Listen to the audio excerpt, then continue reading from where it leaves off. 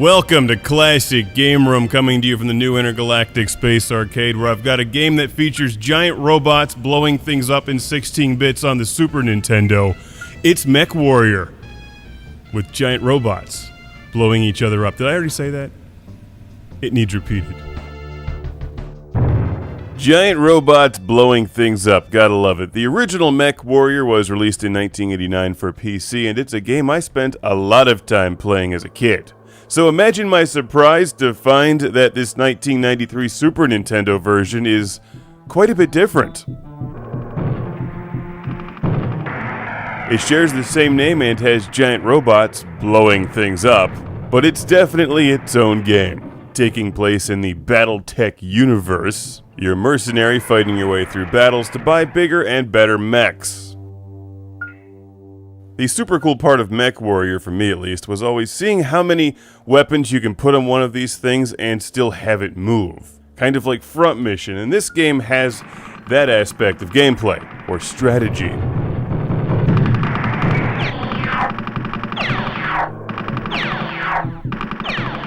Because no matter how big your mech might be, if you don't have it equipped properly, you won't survive a single battle. And that, of course, means you have to strike a balance between your engine, power, armor, and weaponry.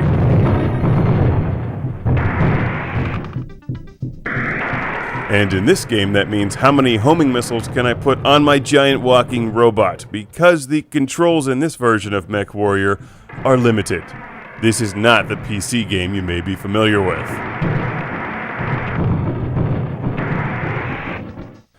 I like that you start each mission dropping down from the sky and have to quickly get your bearings, then attack enemy robots. But keep in mind that this is a 93 release being played on the Super Nintendo gamepad. Controls are far from ideal for a first-person shooter-style game, which is why your best bet is homing missiles. After you pack your mech with a bunch of guns and armor, you can't move very well, you can't strafe, and it's jerky. So locking onto enemies and letting the missiles do the work for you seems to be your best bet. Oddly enough, for an action game, the strength here isn't the action, it's the strategy. How do you equip your mech and what's the best mech for the job?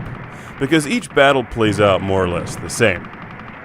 You drop onto the playing field, try to eliminate your enemies from a distance before they get close, and then jump around if they do get close so they can't machine gun you. All the while backing up and just hoping that your armor can withstand some damage. While this is cool, and I would have definitely liked this game back in 1993, it lacks the finesse of the original, which had excellent controls. Now, it's also been quite some time since I've played it, but I do remember being able to run around a much wider area. The old school dialogue screens are pretty cool, and you can even try to haggle with your employer before you take a job, thus earning more money that you can spend on bigger, better giant robots with more guns. MECHWARRIOR is a pretty popular series. I mean, who doesn't like blowing things up with giant robots? There's been numerous sequels, but this is the first game as seen through the 16 bits of the Super Nintendo. I like the strategic aspects. Do I repair my mech and buy new weapons, or do I save money and just go for the biggest badass robot that I can get?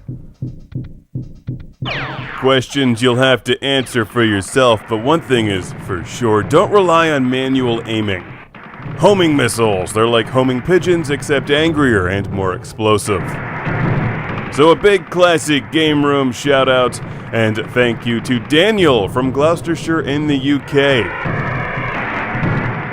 Daniel assumed correctly. I do like giant robots blowing each other up. So thanks to Dan and his girlfriend for sending this to Classic Game Room. While I would recommend the PC version over the Super Nintendo version, MECHWARRIOR is always win.